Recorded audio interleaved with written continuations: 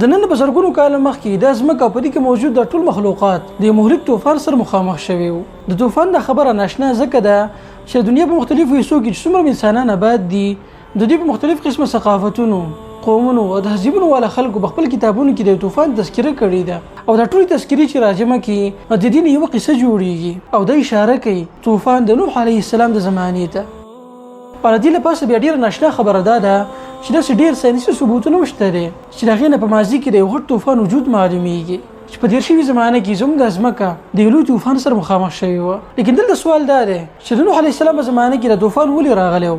نوح علیه السلام د کشتۍ څنګه جوړه کړې وه؟ او کله چې د طوفان راغی د څو ورځو پورې جاري و. آیا دا طوفان په ټوله ځمکه باندې راغلی و او که نه د ځمکې یوه حصې متاثره کړې وه؟ د نوح علیه السلام د کشتۍ څنګه جوړه شوې وه؟ او کله چې بیا د طوفان ختم شو نو د کشتۍ په کوم ځای کې ودرېدلې وه؟ نن سبا د هغې نشانات په کوم ځای کې دي؟ نو ملګرو د نوح علیه السلام په حوالې سره چې څومره سوالات پیدا کېږي نو موږ کوشش کوو چې په ننني درس کې تحقیقي طور باندې د هغې جواب وکړو.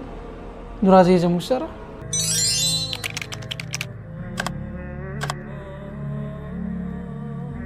ملګرو لکه څرنګه چې مخکې موږ تاسو ته ووي چې کله آدم علیه السلام وفات شو هغه د خپل وفاته پورې خپل بچي په توحید باندې پرېښودی و. بیا د هغه نه بعد ډېر زمانې پورې په دوی کې توحید رایج او د شرک نام و نشان نو په ځمکه باندې.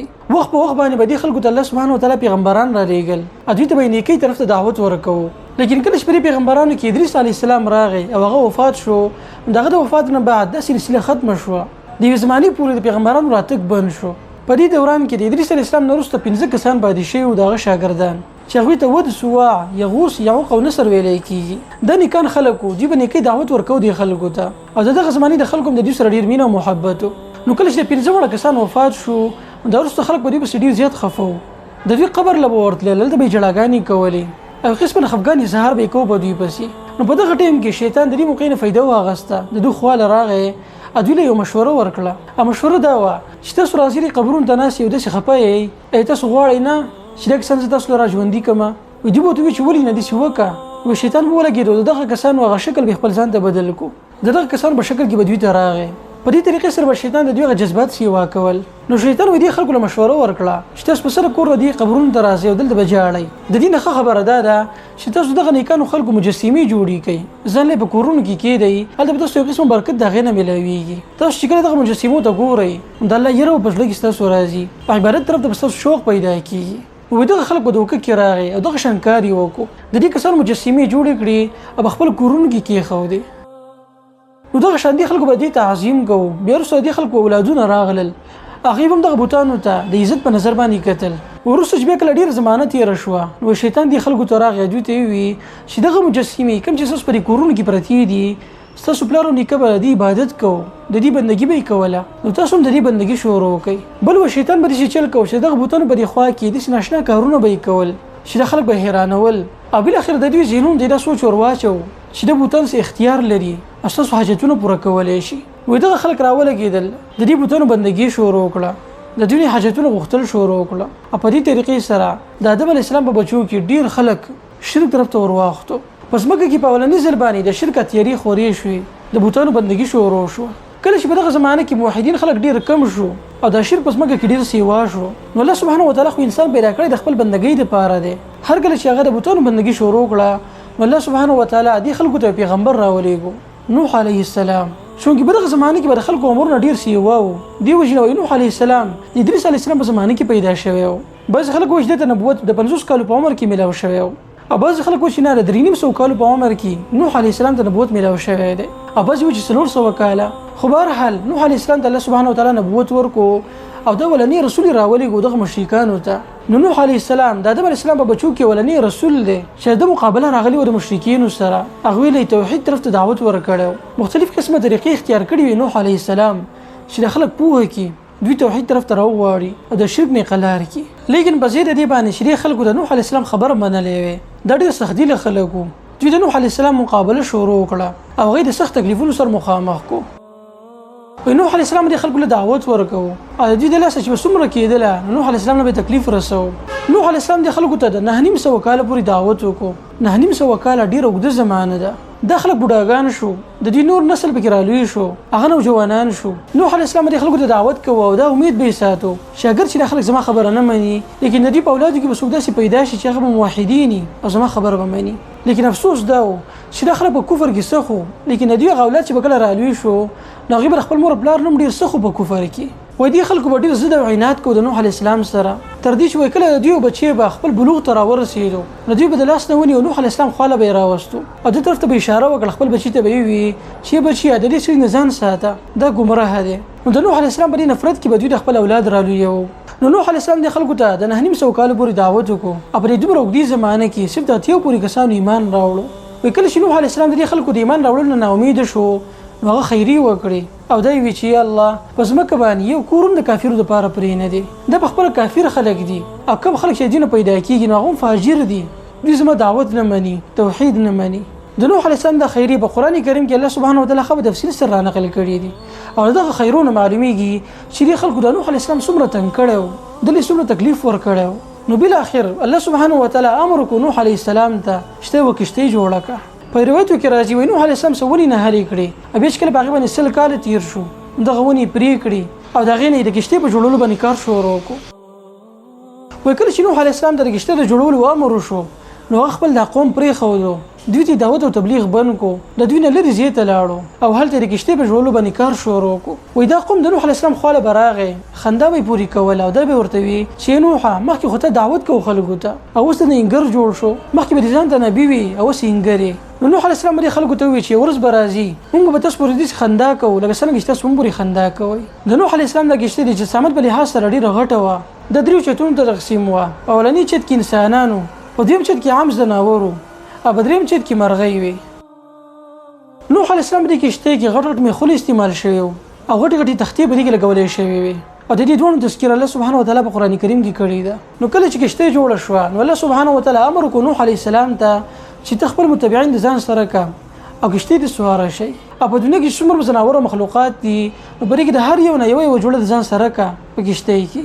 په دې کې بعضی خلک وایي چې نه د اسمه کې بعضی زناور د نوح علیه السلام د ځان سره کړیو لکه غوا غړي بيزي او دا بس، لیکن دا خبر صحیح نه ده ملګرو. په قران کریم کې الله سبحانه وتعالی ویلي دي نوح علیه السلام دا چې من کل زوجین اثنين د هر یو شخص نه جوړي د ځان سره کا دلته هر یو شخص راغلی دی د محدود زناور خبره نه دراغلی. نو په ډیر تعداد کې مخلوقات د نوح علیه السلام د کشته کې سوار شو او بل اخر طوفان شروع شو. الله سبحانه وتعالی نوح علیه السلام ته ونخه خولي و د طوفان او نه خداوه چې په تنور کې به وبروزي او د دې وجه دا و چې په تنور کې اور بلیږي. اور او بر یو بل متضاد دي چې په کوم ځای کې وبه یلته اور نه او په کوم ځای کې چې اور یلته وبه نه. نو دې د وجه چې په کوم ځای کې اور بلیږي ولته وبه پیدا شي د دې معلومه چې دلته غټه حادثه راتلو واله ده. نو کله چې تنور جوړ شو او بر وته نوح علیه السلام خپل متبعین د ځان سره کړل کشته کې کېناستل بسم الله وی او د دې زین ور روان شو. الله سبحانه وتعالی اسمان ته امر وکړو په شبو شبو باندې وبر ورېدي د اسمانونو دروازې کولاوي شوې او د ځمکې نه چینی بهر ته راووتې.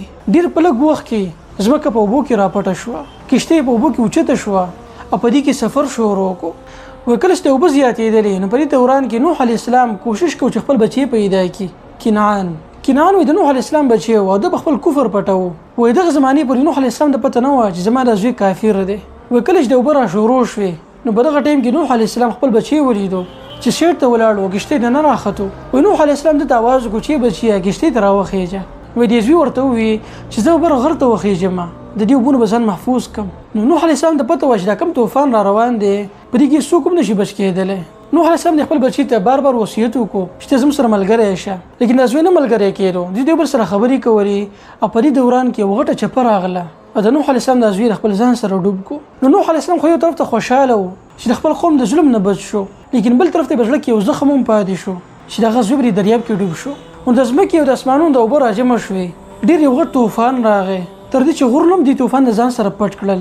اوبه د غرونو سرونو ته راوختې. او د دې خبرې نه معلومیږي چې د طوفان په ټولې دنیا باندې راغلی و. حالانکه په قران کریم کې داسې صریح خبره نشته چې د طوفان په یو خاص ځای باندې راغلی او کنه په ټولې دنیا باندې. خو دې آیت معلومیږي الله سبحانه وتعالی وایي چې د اوبو داسې روانې وي لکه غرونو په شان. نو نوح علیه السلام په دې کښتۍ کې د خپل متبعینو سره او تقریبا د 40 ورځو پورې د طوفان جاري و.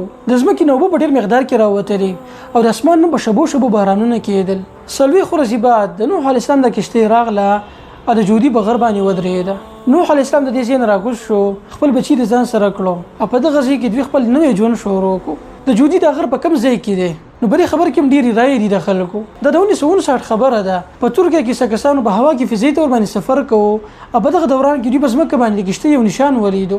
د هغې نه وروسته به دوی دې ځای ته راغلل او په دې باندې تحقیق وکړو. نو په دغه ځای کې دوی د لرګو څه نشانات وموندل او څه میخونه یې ولیدل په دغه ځای کې. بیا وروسته په دغه ځای باندې تحقیق وشو. د هغې نه دا خبره معلومه شوه چې واقعي دا د نوح علیه السلام د کښتۍ هغه ځای دی. په دې ځای باندې کښتۍ ودرېدلې وه. اوس هم په دغه غر باندې د کښتۍ یو غټ نشان پروت دی. لیکن دا خبره ده چې حتمي نه د ملګرو د سعودي عرب د اردن په مابین کوم یو ځای دی چې هلته هم داسې یو نشان موجود دی او خلک دا خبره کوي چې دغه د نوح علیه السلام د کښتۍ هغه ځای دی. بل یو نشان په یمن کې هم داسې شته دی او ډېر خلک دا دعوه کوي چې نوح علیه السلام هغه کښتۍ په یمن کې ودرېدلې وه. اوس یې خبر پکې دغه ولنۍ معلومیږي چې نوح علیه السلام دغه کښتۍ د ترکیې په دغه علاقه کې ده او جودي غر هم په دغه ځای کې موجود دی. نو خلاصه د خبرې دا د ملګرو چې د نوح علیه السلام په زمانه کې ټول انسانان ختم شو، صرف د اتیاو پورې کسان پاتې شو او د هغې نه بعد الله سبحانه وتعالی ټول انسانان د هغوی نه خواره کړل.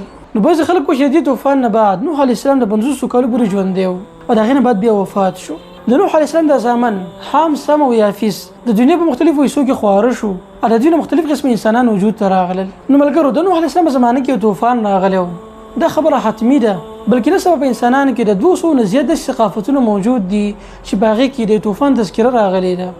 صرف د طوفان نه بلکې په دغه روایاتو کې د یوې کښتۍ تذکره شته دی د نوح علیه السلام او د یو خدای تذکره ده په هغې کې. بل سیاسي طور باندې که موږ وګورو دا هم ناممکنه نه ده، بلکې په سن 1900 کې یو کس پرې باندې تحقیق کړی او د هغې نه بعد هغه بیا دا رپورټ شایع کړی چې واقعي په مخکې زمانه کې یو طوفان راغلی او نن سبا چې موږ او تاسو د ترکیې سره خواته بلیک سی نو کوم د چې بحر اسود ویلی کېږي، وایي مخکې دا دریاب په دې ځای کې نه و، دلته یو غټه علاقه وه، خشکي وه په دې ځای کې، بلکې په یو زمانه کې یو غټ طوفان راغلی و. دغه طوفان د وجې نه بحر روم راغی، د ترکیې نه راواختو دې خوا راغی، بیا په دغه ځای کې د بلیک سی په شان یو غټ دریاب وجود ته راغی کوم چې نن سبا د زمانې پورې موجود دی. نو نن سبا په دنیا کې بلیک سی یو غټ دریاب دی او هغه د دې طوفان د وجې نه وجود ته راغلی دی. دویمه خبره دا ده چې په ترکیه کې دغه غر په کوم کې کښتۍ لیدلی شوې ده، نو په دغه ځای کې د زړو انسانانو، ځناورو او مختلف قسمه نباتاتو ډي ان اې معلوم شوی دی چې هغه ډېر زوړ دی او د هغې نه معلومیږي چې مخکې انسانان په دې ځای کې اوسېدلي دي او په دې باندې دویم تحقیق هم شوی دی او هغه داسې چې د دنیا په مختلفو حصو کې په انسانانو باندې تحقیق شوی دی د هغوی په ډي ان اې باندې او د هغې نه دا معلومه شوې ده چې په یو زمانه کې د انسانانو تعداد ډېر کم شوی و او نن سبا چې انسانان په کوم زمانه کې موجود دي د دوی ډي ان اې د یو بل سره ډېر یو شان دی. مطلب دا دی که انسانان چېرته د یوې ډلې نه د یو ګروپ نه داسې یوه شوي وي نو ډي ان اې به ډېر مختلف وي زمونږ، بلکې نن سبا چې د انسانانو د ډي ان اې د یو بل سره ډېر یو شان دی. د دې نه معلومیږي چې د انسانان د یو بل سره ډېر نږدې دي په رشته کې، د دوی ابا او اجداد په وروستنۍ سلسله کې یو دي. نو ملګرو دا مختلف قسمه ثبوتونه دي چې د هغې نه د طوفان وجود معلومیږي او د دې تذکره الله سبحانه وتعالی په قرآن کریم کې هم کړې ده او په دې باندې ایمان راوړل فرض دي. الله سبحانه وتعالی په نوح علیه السلام ویلی دی په قرآن کریم کې او دا په اوچتو پیغمبرانو کې شمارلی کېږي. د نوح علیه السلام د طوفان نه بعد دغه د بچي په دنیا کې خواره شو. دا څنګه خواره شو او د دوی نه بیا د عرب څنګه وجود ته راغلل؟ د نوح علیه السلام د قوم هغه بیماري کوم چې شرک ویلی کېږي هغه د ټول ناول په دې عربو کې پیدا شوه. لیکن دا څنګه عرب څنګه پیدا شو؟ عرب څنګه وجود ته راغلل؟ عرب په څو قسمه باندې دي او د عربو د علاقې څنګه آبادي شوي دي؟ د نوح علیه السلام د بچي څنګه خواره شوي دي په دنیا کې؟ ملګرو دا ډېر ناشنا تاریخ دی. دا ټول هڅه به تاسو ته په تفصیل سره بیان کو خو په روانه ویډیو کې ان شاء الله.